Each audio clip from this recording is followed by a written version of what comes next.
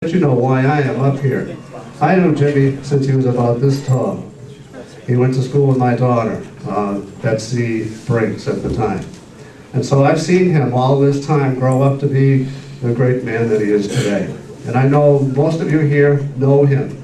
He is full of integrity. He is a very honest person. He's a very hard worker. And so that's, I think, why I am here to support Jimmy. Now, what did I look for when I first got into politics 15 years ago? Was my son-in-law at the time was Tom O'Brien, and of course married to my daughter. And he said, I need a campaign manager.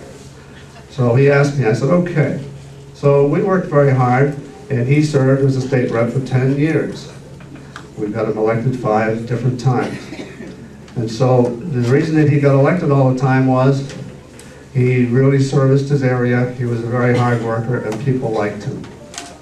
So Tom then decided he wanted to be the Plymouth County Treasurer.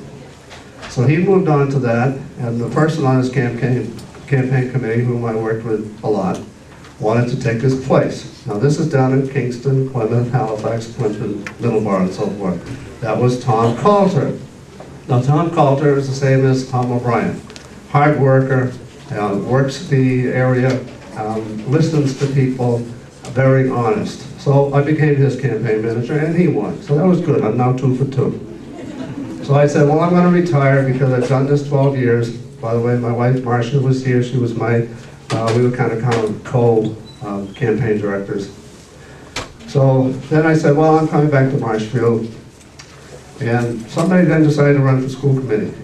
That was Matt McDonough. I know Matt McDonough since he was this tall too, through scouts and a whole lot of other things. He said, Arnie, would you be my campaign manager?